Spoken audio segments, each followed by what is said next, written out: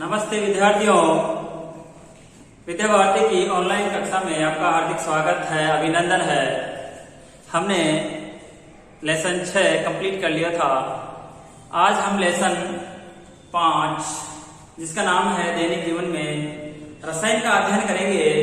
दैनिक जीवन में रसायन में अम्ल, क्षार और लवण के बारे में हम अध्ययन करने वाले हैं। तो हमारा जो प्रकरण रहेगा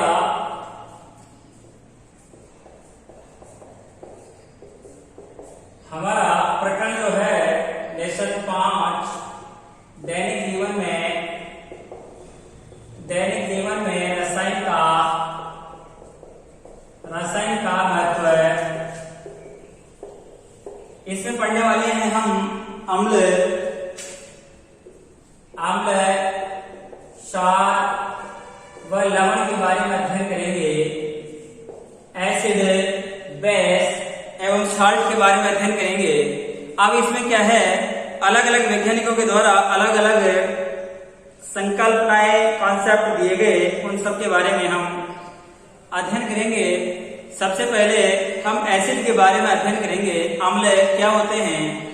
अम्ल स्वाद में खट्टे होते हैं तथा लाल लिटमस पत्र को नीला कर देते हैं। अब इसमें एसिड विभिन्न प्रकार की अवधारणाएं हैं। जो अवधारणाएं कौन कौन सी है, कॉन्सेप्ट्स हैं, वो है सबसे पहला है आर्यनियस की अवधारणा।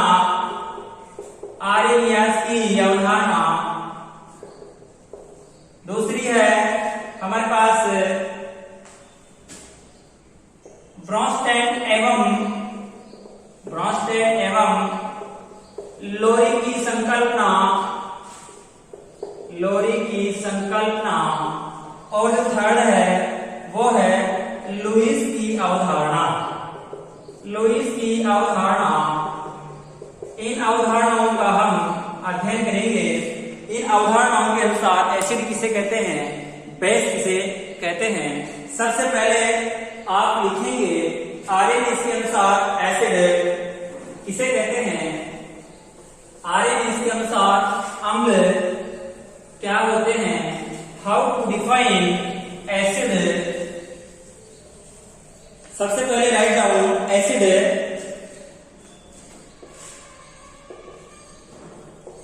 इसमें है आर्यनियस के अनुसार अम्ल क्या होते हैं। अम्ल क्या होते हैं? परिभाषा है वे यौगिक जो जलीय विलयन में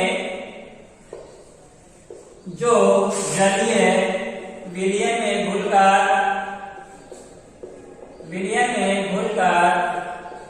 H+ आयन देते हैं, अम्ल कहलाते हैं। एसिड कहलाते हैं।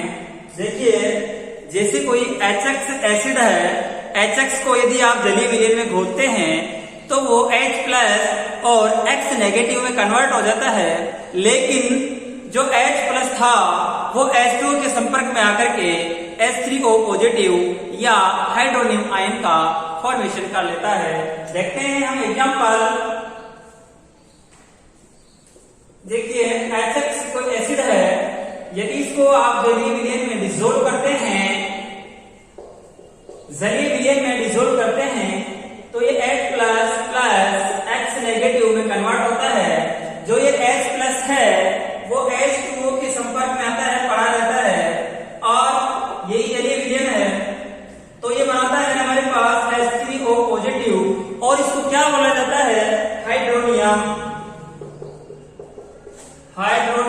आयन कहा जाता है। इसी प्रकार से यदि HCl है, अम्ल है, इसको भी यदि आप जलीय विलयन में घोलते हैं तो ये बनता है हमारे पास H+ Cl-।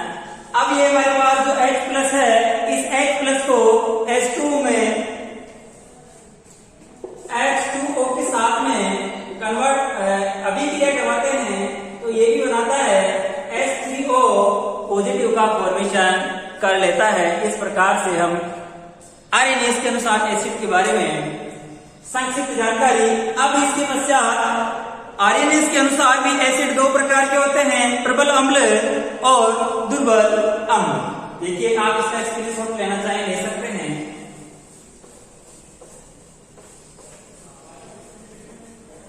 अम्ल दो प्रकार के होते हैं आरएनएस के अनुसार, प्रबल अम्ल और दुर्बल अम्ल। देखिए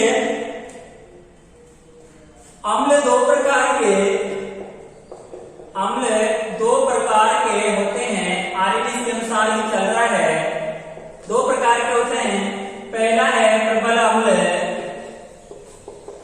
इसको बोलते हैं स्ट्रॉन्ग एसिड।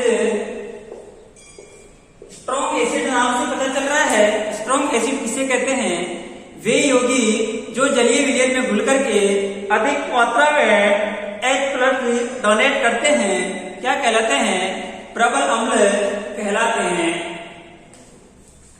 परिभाषा है, वे यौगिक जो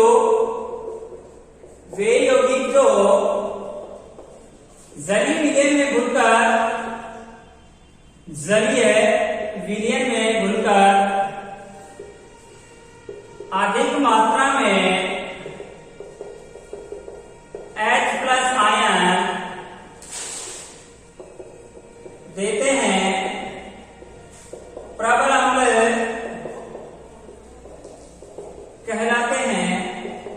प्रबल अम्ल के एग्जाम्पल हो सकते हैं हमारे पास, प्रबल अम्ल कहलाते हैं। एग्जाम्पल देखिए HCl है, इसको बोलते हैं हाइड्रोक्लोरिक एसिड। H2SO4 इसको बोलते हैं अम्लों का राजा या सल्फ्यूरिक अम्ल। आगे आता है HNO3 जिसको बोला जाता है नाइट्रिक अम्ल। फिर इसके बाद में आता है पिक्रिक अम्ल।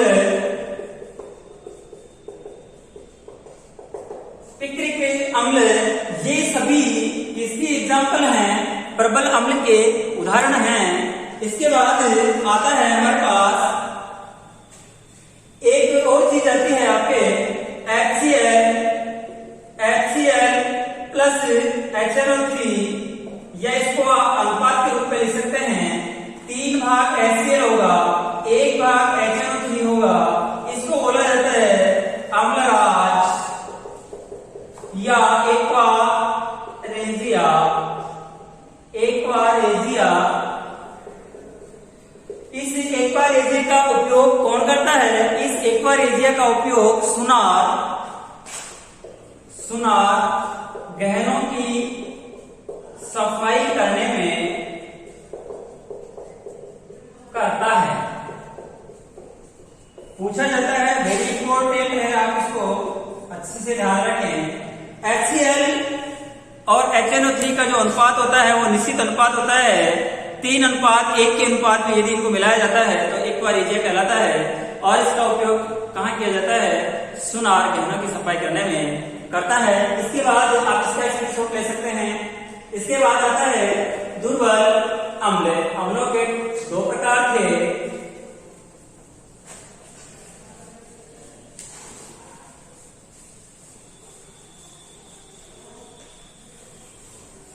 दुर्बल अम्ल सेकंड नंबर है। दुर्बल अम्ल या इसको बोलते हैं वीक एसिड, नाम से पता चल रहा है। देखिए वे यौगिक जो जलीय विलयन में घुल करके कम मात्रा में H+ देते हैं, दुर्बल अम्ल कहलाते हैं। किसके अनुसार? आरएनएस के अनुसार वे यौगिक जो जलीय विलयन में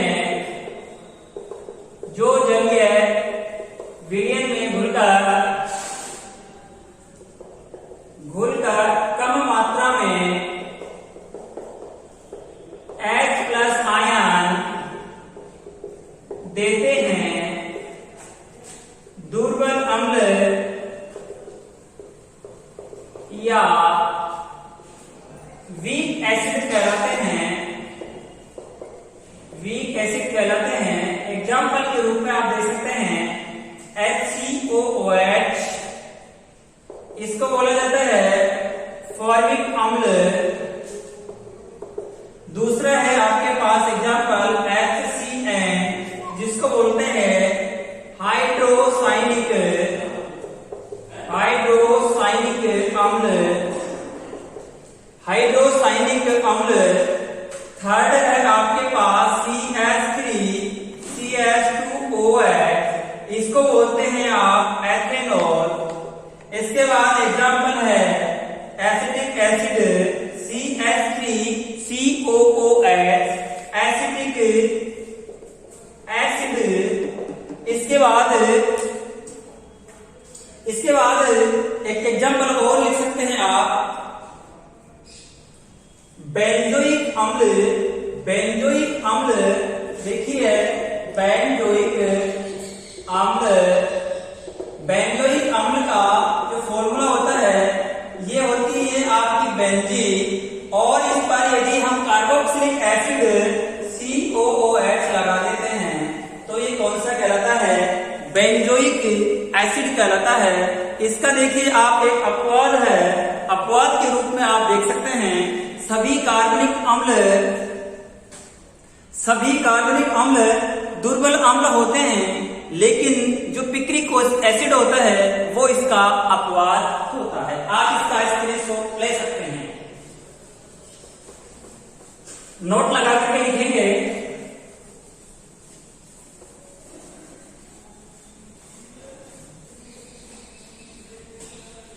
देखिए, नोट लगा करके लिखें या अपवाद लिख सकते हैं। एक्सेप्शंस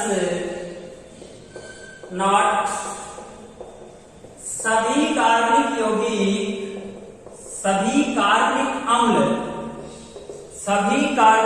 अम्ल दुर्बल अम्ल होते हैं, लेकिन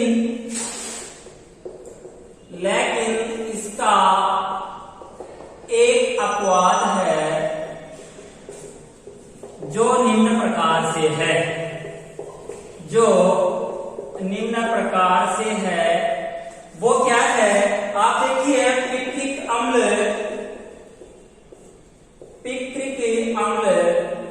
जो होता है वो प्रबल अम्ल की श्रेणी में आता है।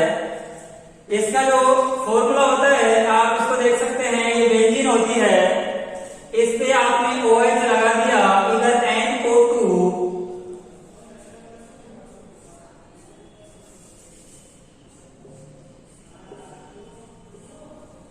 OH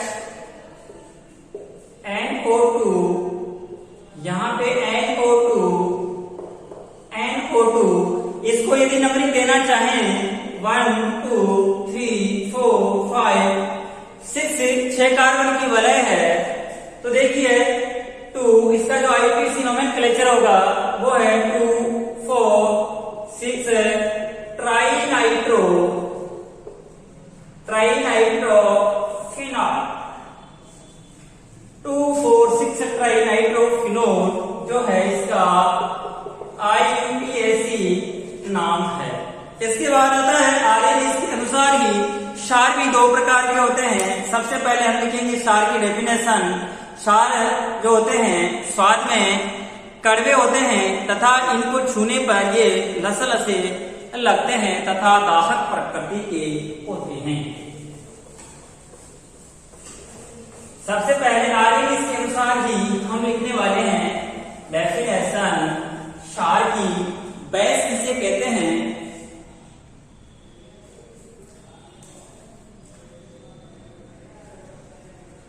क्षार वे यौगिक जो जलीय विलयन में घुलकर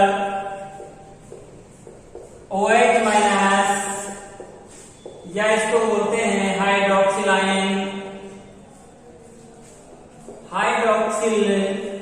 आयन देते हैं, क्षार कहलाते हैं, या इसको बोलते हैं बेस कहलाते हैं। आप देख सकते हैं क्षार के बारे में, जैसे कोई MOH एग्जाम्पल देखें MOH कोई क्षार है, यदि इसको आप जलीय विलयन में डिसोल्व करते हैं, घोलते हैं, तो ये कन्वर्ट होता है M+OH-।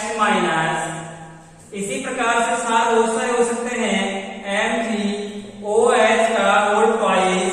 इसको यदि जलीय विलयन में घोलते हैं तो ये Mg+2+OH-। इसी प्रकार से एल्यूमिनियम हाइड्रोक्साइड AlOH का होल ट्राइस Al+3+OH-। इसी प्रकार से और हो सकते हैं आपके पास CaOH का होल ट्वाइस। इसको भी यदि जलीय विलयन में घोलते हैं तो Ca+2+OH-। इस तरह से ये क्या करते हैं, इनको यदि जलीय विलयन में घोला जाता है तो ये OH- आयन या हाइड्रोक्सिल आयन देते हैं, इसीलिए इनको क्षार कहा जाता है। अब क्षार भी दो प्रकार के हैं, आप इसका स्क्रीनशॉट ले सकते हैं। क्षार दो प्रकार के हैं। सबसे पहले देखेंगे हम स्ट्रॉन्ग बेस,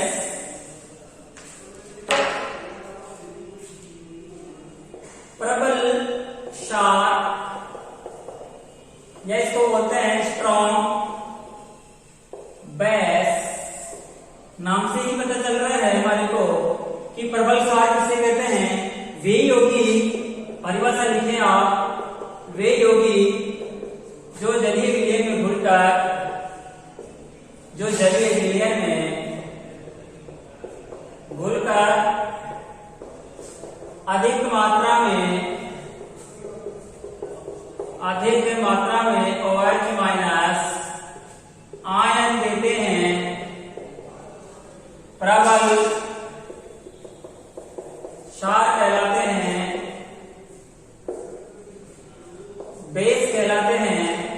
एग्जाम्पल देख सकते हैं आप, NaOH सोडियम हाइड्रोक्साइड है, दूसरा है आपका KOH, ये भी किसकी श्रेणी में आता है, प्रबल क्षार की श्रेणी में आता है। इसको बोलते हैं सोडियम हाइड्रोक्साइड।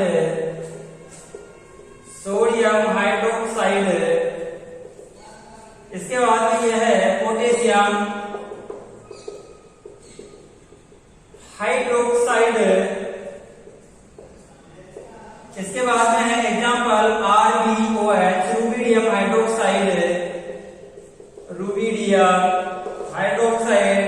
एग्जाम्पल लिख सकते हैं CSOH caesium hydroxide. Caesium hydroxide ये किसकी श्रेणी में आते हैं, ये सभी प्रबल क्षार की श्रेणी में आते हैं। अब प्रबल क्षारों का उपयोग कहाँ किया जाता है। प्रबल क्षारों का उपयोग मुख्यतया साबुन बनाने में काम में लेते हैं। देखिए इसके यूजेज देख सकते हैं। प्रबल क्षारों का उपयोग साबुन बनाने में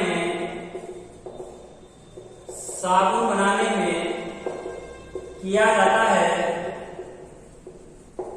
इसमें भी NaOH सोडियम हाइड्रोक्साइड जो है, और इसके बाद KOH का उपयोग शैम्पू व शेविंग क्रीम बनाने में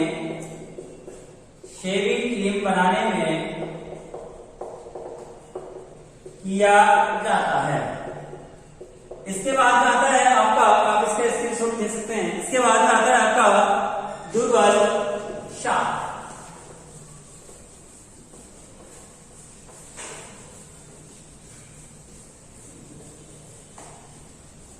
दुर्बल क्षार में देख सकते हैं परिभाषा सेकंड नंबर, दुर्बल क्षार या इसको बोल सकते हैं हम वीक बेस, वे यौगिक जो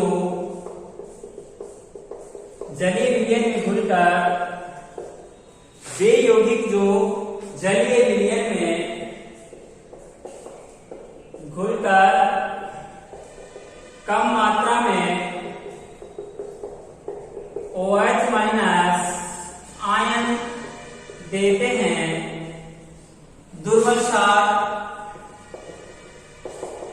कहलाते हैं,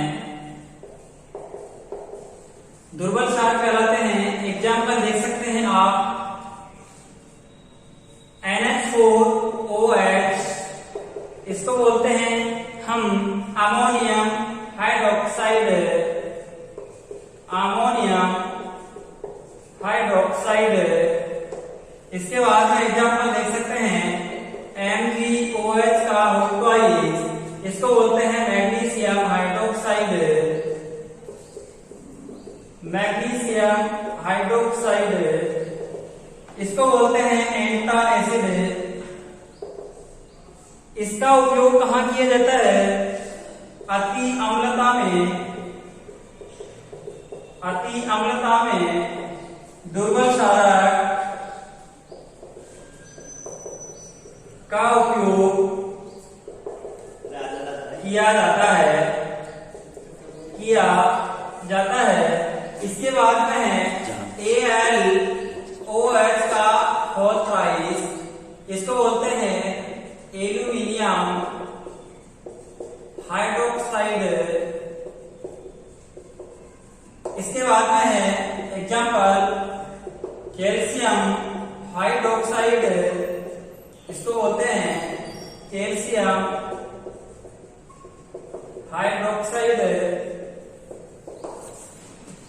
दुर्बल क्षारक, प्रबल क्षारक खत्म होने के बाद हम आने वाला जो वीडियो पढ़ेंगे वो पढ़ेंगे ब्रोस्टैंड एवं लोरी के अनुसार एसिड किसे कहते हैं और बेस किसे कहते हैं। आप वीडियो को ज्यादा से ज्यादा लाइक, शेयर और सब्सक्राइब कीजिए, जिससे आपको वीडियो अधिक से अधिक प्राप्त हो सके। थैंक यू, धन्यवाद।